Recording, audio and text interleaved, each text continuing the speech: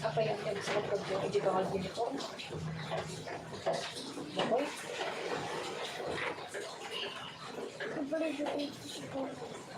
Hindi talaga ako dito mo. Labas ako, edit sa pagkamala ko siya yun. Ato lagungot ni mo kasi maawatan mo kasi tutudo kung ang muna kong ability balay mo din. Agpagda ka lang natin anak.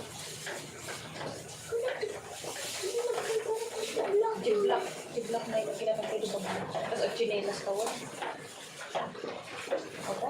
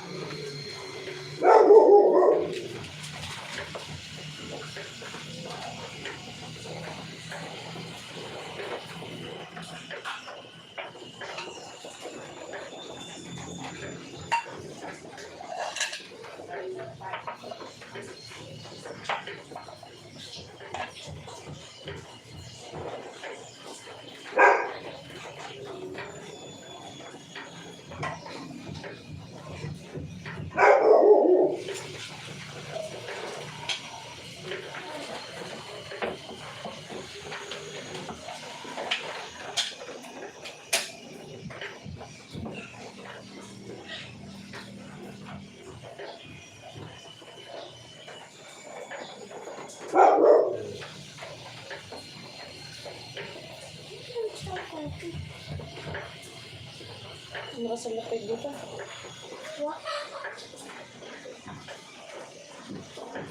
Sa bawat subo, ramdaman sa rapidez ng Rocky Pansit Canton. Parang bumalik na naman siya sa kawangin niya noon na puro inom, sugal at ano-ano pang mga kalooban. Hanggang sa nasangkot na naman siya sa isang kulon at hindi na naman maging dahilan para makakulong siya. Nakarating po yun sa mga magulang namin at sila na mismo ang nakipag-areglo sa nabugbog ni Kuya Jerome. Lalong nagalit sina nanay at tatay sa kanya dahil sa muli nilang pagkikita ay gulo pa rin ang anak-anak nito papanutan. Wala sa kusay at uwi-ano. Orienta ka suratan na mga malasin mo. Baka ka na kanila mo nag-lick up ka.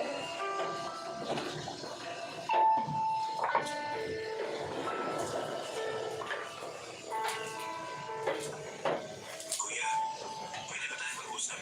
Nakapag-usap na mag-inanay sa akin. Nag-aamin lang sila sa akin.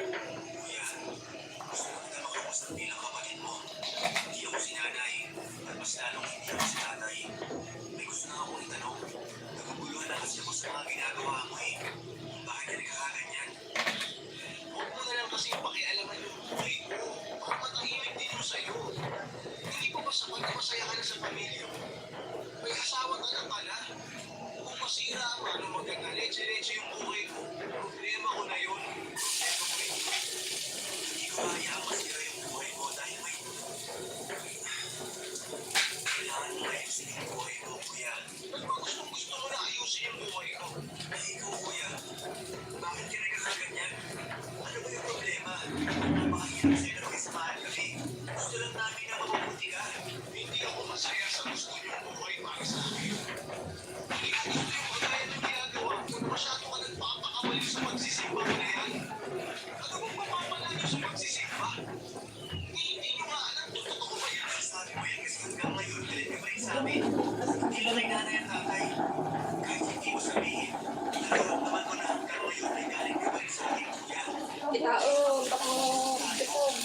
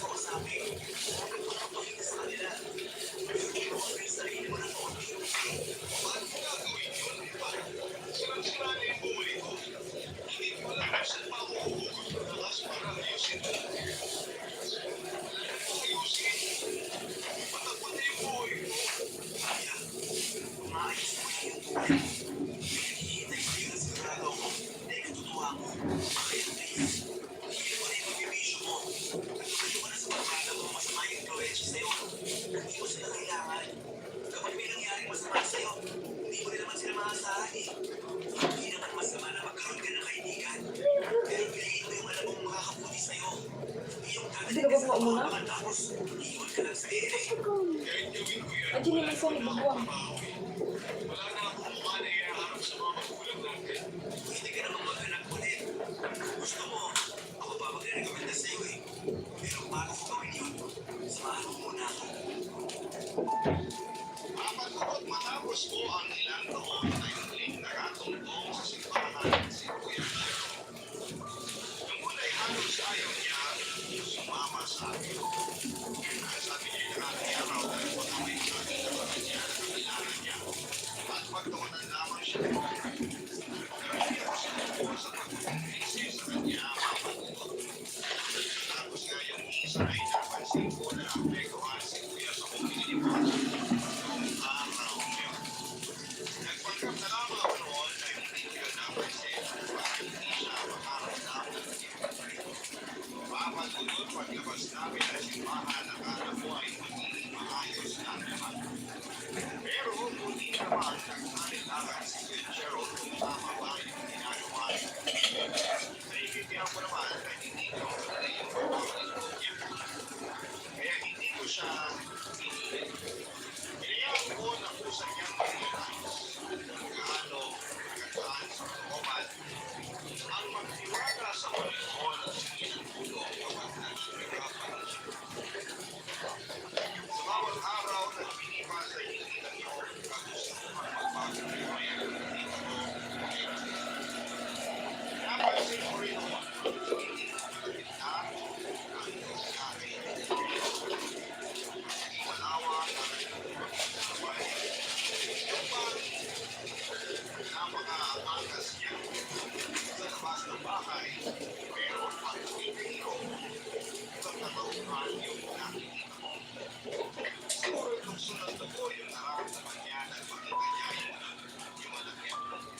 Pero hindi ko alam po kung ba ang tamang panahon para sabihin ko sa kanya na mag-ama sila. At para masagot ko ay tingin ako noon ang sign kay Lord. Yeah. Alam mo siya pagpanulang dito kita mo.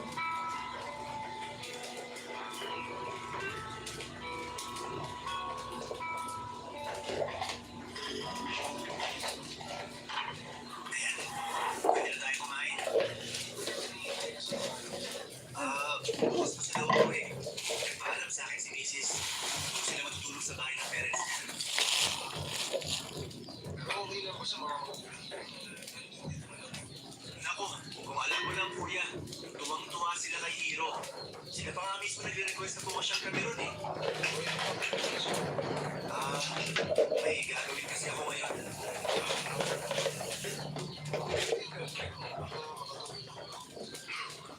Ang totoo, ikaw talaga yung dahilan kung bakit hindi ako sumama sa kanila. Upang hindi nag-ini dyan. Ito, Buisit. para sa'yo talaga yan. Pakulit ka tutunan niya. Perfect. Ang gagawin ko rito. Pag magising yung isa dyan, makadudalaw pa ko. Bata, di ba? Kailangan. Huwag ko bang kanta. Siyempre. Teka, pwede ba ito? Sana mo, kuya. Anak ko? Nagbibiro ka ba? Paano naman ako magkakaanak eh? Tagal ko ang nawala. Bago ka pa maglayas noon, may nabuntis ka, kuya. Si Nika. Pumunta siya sa bahay para manghingi ng tulong. Hinahanap ka niya kasi ikaw daw yung nakabuntis sa kanya. Akala nga namin nung una, niloloko lang kami ni Nika kasi inuwa niya sa amin yung bata para makapagpatuloy siya sa pag-aaral niya. Pero habang lumalaki si Hiro, nakikita ka natin sa kanya, kuya. Teka, sandali ah. Ibig ko sabihin, anak ko si Hiro. Pero sabi mo, anak mo siya. Nag-decide ako na hindi mo na sabihin sa'yo yung totoo. Kasi alam ko hindi ka ba handa sa responsibilidad ng isang ama. Isa pa, ang dami mong gustong gawin sa buhay. Kaya naisip ko na baka hindi ko mag-priority si Hiro. Kaya sana hindi ka magalit sa ginawa ko. Napamahal ka rin kasi siya sa amin. Kaya wala akong makakapag-magalit sa iyo. Ikaw yung mas malis na nagis ko. Sana ko sa akin yung tawag mo.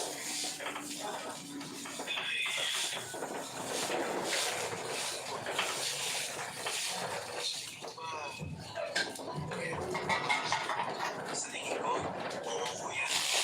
Pero sana mapanagin mo yung ginagawa mo ngayon. Yung paglayo mo sa issue. Wala na kuya. Walang nagpalihan mo na sa akin sa Hiro. Wala kuya. Ang sabi niya lang ng kwento siya. Ex-girlfriend pa siya. Binigyan niya sa amin yung bata kasi hindi raw tanggap na mga magulang niya na magkakaanak siya ng ganun kaaga.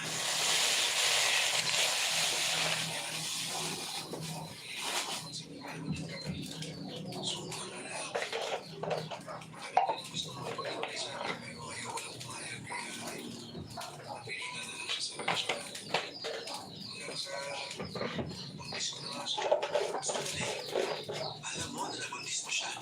Oo. Isa yung sa dahilan kung bakit ko akala ko noon hindi ko nakikita yung mga kasayahan ko. Nilalayo siya ng sa akin. Kaya nagulat ako sa tingin na ako pala namin ni Hiro. Pag sinumalik pa ako sa'yo, sinabi mo na wala pa ako magkana. Anong plano mo ngayon, kuya? Hindi ko alam. Sa totoo lang, wala akong plano. Pero susubukan ko. Susubukan at kakayanin ko. Walang mag-ama kay Hiro. Mapadudot ramdam ko noon na nakaramdam ng takot si Kuya John nang malaman niya si Hiro ang anak niya. Natakot siya hindi dahil sa responsibilidad kundi dahil hindi niya alam kung deserve ng isang kagaya niya na magkaroon ng anak na kasing bait at kasing sweet ni Hiro. Nagkamali ako sa akala ko noon na hindi niya agad matatanggap ang anak niya. Nang magkaroon sila ni Hiro ng pagkakataon na makapagbandig bilang mag-ama ay nakita ko at naramdaman ko kung paano niya pahalagahan yung bata. Yung dating kuya na kilala ko na masakulero, malaylo, at walang pakialam sa nararamdaman ng isang babae, ay kaya rin palang magmahal ng isang bata ni Vincent. Mapadudod medyo napanatag na ako noon dahil alam kong kaya-kaya nang magpakama ni Kuya Gerald kay Hiro. Nagtino siya sa trabaho niya at sinigurado niya na ibibigay niya lahat ng mga kailangan ng anak niya. Kaso, may isa siyang hindi nagawa noon. Simula kasi nang malaman niya ang anak niya si Hiro ay hindi na siya ulit sumasama sa akin sa pagsisimba. Kapag inaaya ko siya, kahit sa simpleng pagkakasalawa may ramdam ko na iwas si Kuya Papadudod. Hanggang sa inamin niya sa akin na napilitan lang pala siyang sumama sa akin noon sa simbahan. Nalungkot ako sa parting yon para tulungan ko siya. Pero kahit mahirap ay gusto ko pa rin siyang tulungan na manumbalik yung paniniwala niya. Alam ko kasi na mas magkakaroon ng magandang epekto yun sa buhay niya. Pero dapat tatuto na hindi na pala ako ang dapat na gumagawa noon.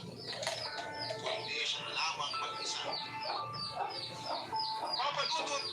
Mga kabarangay, hindi ko siya dapat pilitin. Dahil kusa itong mangyayari. Kung gugustuhin niya. Barangay Love Stories. Barangay Love Stories. Papadudod niya muna sa bahay na lang muna tumira si Kuya Gerald dahil bukod sa hindi pa niya kakayaning kuha ng bahay, para sa kanila ng anak niya ay gusto rin naming makasama si Hiro.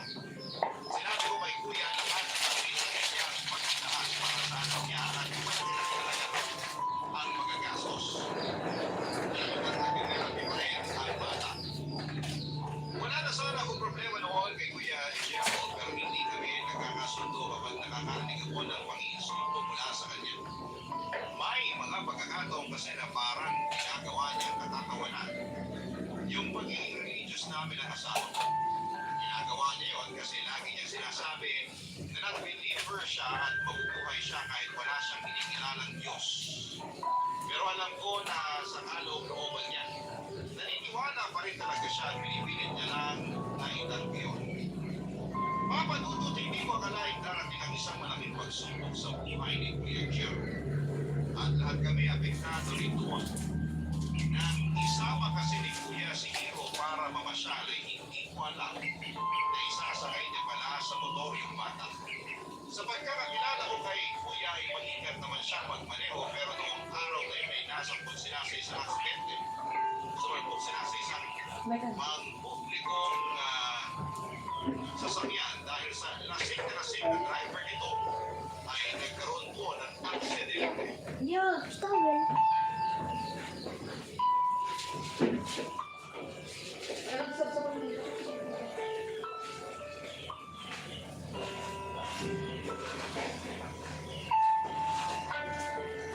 Sabi, Hiro, RV, bakit ganun? Hindi pa rin nagkakamali si Hiro. Kuya, please, kumalma ka. Hindi makakatulong kung magpanik ka ngayon. Kailangan natin maghintay tayo eh. Hindi ko alam kung kakayanin Oh. ko maghintay ng ilang oras, bro. Paano kung abutin pa doon ng ilang araw?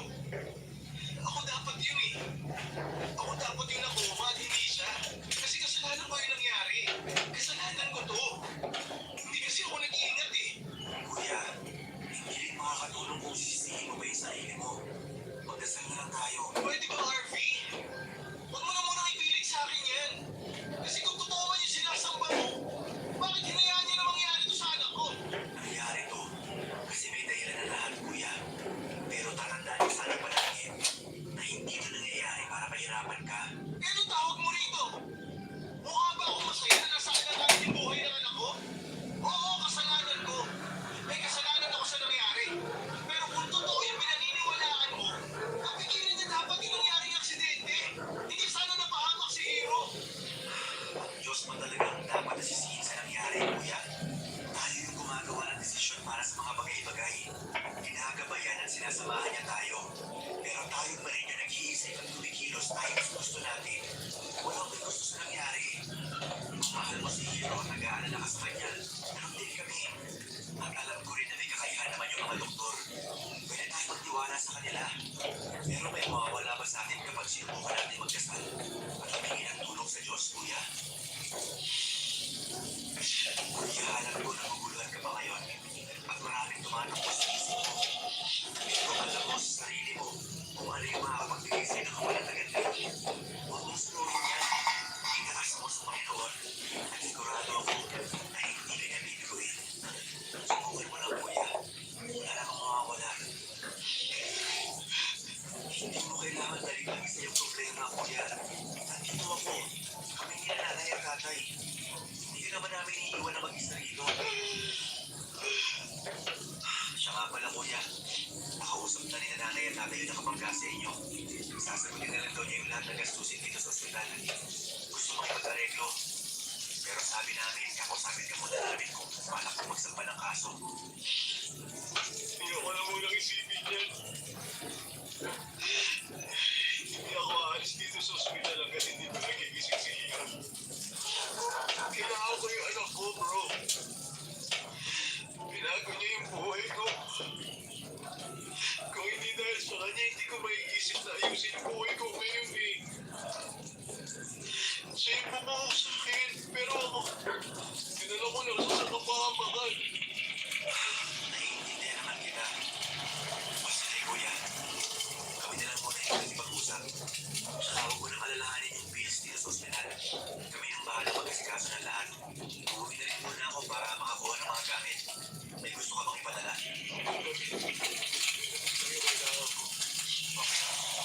Maiwan mo na kita rito. Kuya, pag-isipan mo sana yung sinabi ko. Para sa'yo rin yun. Salamat bro. Sige na. Ako na muna magbabantay kay Hiro. May kailangan na tawagin mo lang kami. Sige. Ilan kayo nila nanay pag-uwi. Papadudod sa mula ng paulit-ulit na pagtanggi ni Kuya Gerald dahil hindi ko akalain pakikinggan niya pa rin pala. May nasikaso lamang ako sa ospital sandali nung iniwan ko siya pero bago umuwi, binalikan ko siya para itanong kung may gusto siyang ipalutong pagkain. Pero noong nadatnan ko siya ay nakita ko siyang umiiyak habang nagdarasal para sa kaligtasan ng anak niya. Mahal na mahal niya talaga si Hiro at hindi ako nagduda na gagawin niya yun para sa pamangkin ko. Hindi talaga umalis ng ospital si Kuya Gerald at mas gusto niya na siya ang personal na nag-aasikaso kay Hiro kahit na wala siyang maayos na tulog. Pero may napansin ako noon sa kanya. Hindi na siya katulad nung 3 beses kaming nagkausap. Mas kalmado na siya at parang ang gaan niyang tingnan. Ilbang parang punong-puno siya ng pag-asa. Kinausap niya si Hiro kahit na hindi ito nag-respond sa kanya. Nangako siya na babawi sa anak niya at mas magiging mabuting ama kapag maayos na ang lahat. Hindi ko tuloy mapigilang mapangiti noon dahil sobrang proud ako para sa nakita kong pagbabago sa buhay. At nagtuloy-tuloy pa yon ng pagkaranay na si Hiro. Matapos makarecover ay inuwi na po namin siya pero imbes na doon sila sa bahay ko tumuloy, si Kuya Gerald pa mismo ang nagsuggest na doon na muna sila magstay sa bahay ng mga magulang namin mapalutod.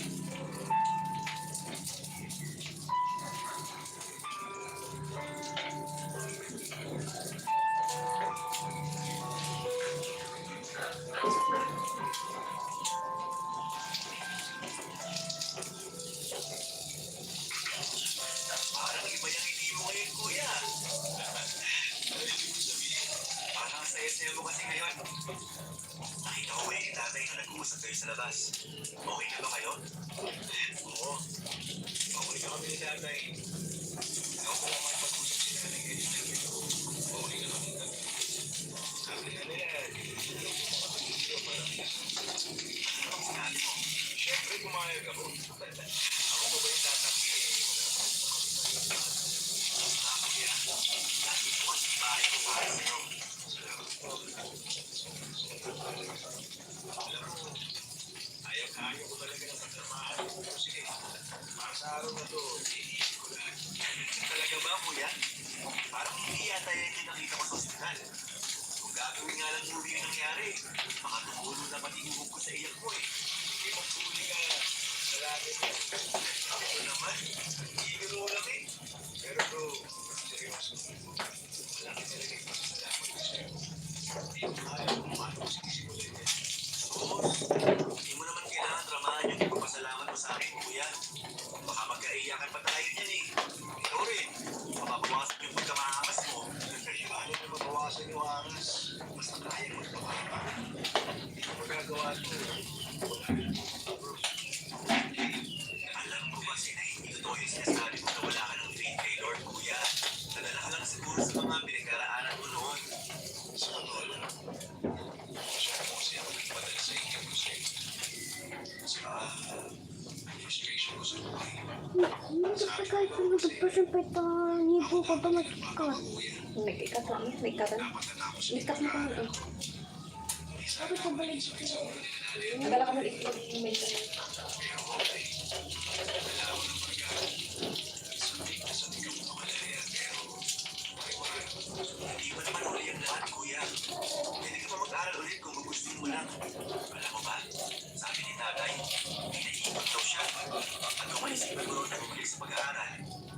siya na dalawang isip na gamitin yun sa'yo. Hindi ba maiiyak na? Lalo na ako lang nga ako noon. Sirang-sira na ako doon. Hindi totoo yan, kuya. Hindi ka pa sirang-sira.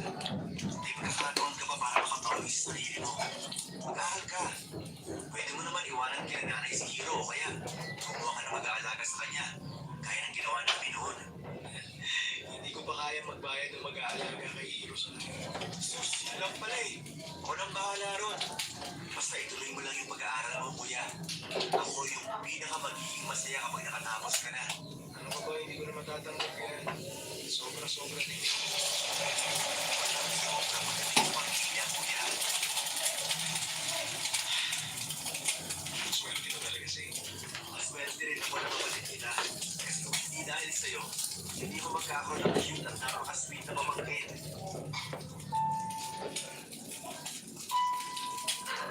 Papadudong kinausap ni Kuya Jero ang mga magulang namin para sa plano niyang bumalik sa pag-aaral. Tuwang-tuwa naman sila dahil matagal na nilang inihintayon. Nag-enroll si Kuya sa college sa kursong architecture. Yung mas talaga ang pangarap niya dahil wala na ibang pinag-aaral ng mga magulang namin ay nagkuha niya buong suportahan nila. Masaya naman ako para sa kanya at nag-offer din ako ng tulong sakaling kailangan niya. Papadudot din pinagdanaw na hinahanap na ni Kuya Jero si Nika para sa pagkakatawa. Pero dahil may sarili ng pamilya si Nika ay inaalam na lamang niya na maayos na ang kalagayan ni Juan. Ganito kailangan alalahanin pa. Nagkapatawaran naman sila ang dalawa at nag-decide na maging magkaibigan naman para kay Hiro. Sa ngayon, papadudot ay mas active pa sa church. Si Kuya Gerald kaya sa akin. Siya na rin po ang naunang magkaya sa akin para sa iba at wala talaga siyang panya na kung magbalik ko siya. Si Hiro naman ay sa tulog ng therapy. Sa mga nangyari sa pamilya natin, lalong-lalo natin kuya. Mas lalo na patunayan na totoong may Diyos. Habang buhay, kaming magpapasalamat dahil hindi man kami perfecto ang pamilya. Pinoo at pinasbuklod naman niya kami sa pamamagitan ng kanyang pagkakas. Hanggang dito na lamang po ang kwento ko, papadudod. Maraming salamat po sa inyo sa lahat ng nasa likod ng napakagandang programa ninyo na nagbibigay ng inspirasyon at pag-asa para sa amin. God bless. Ang inyong forever kapuso at barangay RP. Barangay Love Stories. Barangay Love Stories. Anong sa inyo sa Barangay Love Stories na ito? Pagkwentuhan natin sa comment section niya. Barangay LS.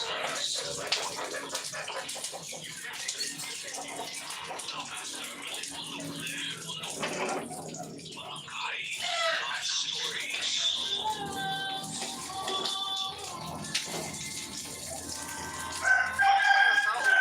Sa buhay natin na mag-iiwan ng marka sa atin. May mga taong akala natin ay dadaan lang at hindi pang matagalan. Pero sa isang iglap ay magiging malaking bahagi na pala sila ng iyong buhay. Ikaw, kapuso, sino ba ang isang taong nag-iwan ng kakaibang marka sa buhay mo? Dear Papa Dudu, ako nga pala si Marisa, 40 years old at gusto ko lamang ibahagi sa inyo ang nangyari nitong nakaraang buwan lamang. Kasama ko sa kwentong ito ang dalawa kong kaibigan at kapitbahay. Sina Harleen, 45 years old, at ang pinakabata sa amin na si Lilet, 35 years old. 5 taon ko na silang kakilala at close.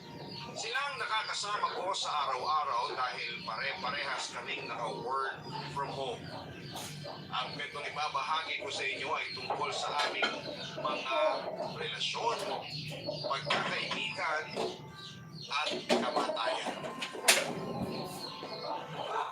Ang aming 55 anyos kilos na street sweeper sa aming barangay ay namatay nitong nakaraang buwan lamang. Itago na lang natin siya sa pangalang Danoy. Kaming tatlong magkakaibigan ang nakasama niya ng patagal. Si Mang Danoy ang unang taong lumapit sa amin sa unang araw ng pag-ipat namin sa aming barangay. Si Mang Danoy ang nakatulong sa amin sa maraming personal na bagay. Malaki naging epekto niya sa buhay namin at handa kaming ibahagi yun sa inyo. Nagulat na lamang kami nang mabalitaan naming pumanaw na siya dahil sa pangungol. Nakita pa namin siya noong gabi bago siya binigyan ng buhay. Magkakasama kami magkakaibigan noon na nakatambay sa mini grocery sa aming barangay. Sakto namang napadaan si Mang Danoy at halatang kakatapos niya sa pagpapalik ng napatingin siya sa aming direksyon at siya pa mismo ang unang kumaway at umiti sa amin. Hindi namin inakalang yun na pala muling beses na makikita namin ang mukha niya. Walang pamilyang malapit noon kay Mang Danoy. Kaya pinag-usapan kami ng aming kapitan sa barangay na kung pwedeng tumulong kami sa burol hanggang lilig dahil kami ang kilala nila. Napalapit kay Mang Danoy. Nalaman namin na panay pala ang pagbibila sa amin ni Mang Danoy sa barangay mo dahil kami raw yung madalas niyang nakakausap at nakakapag-abot daw kami ng tulong sa kanya. Hindi na kami nakahindi pa sa pagtulong sa uling pagkakataon kay Mang Danoy. Pinanoon ang umasikaso ng lahat ng kailangan niya para sa pagdawin niya sa kabilang buhay, papadudod.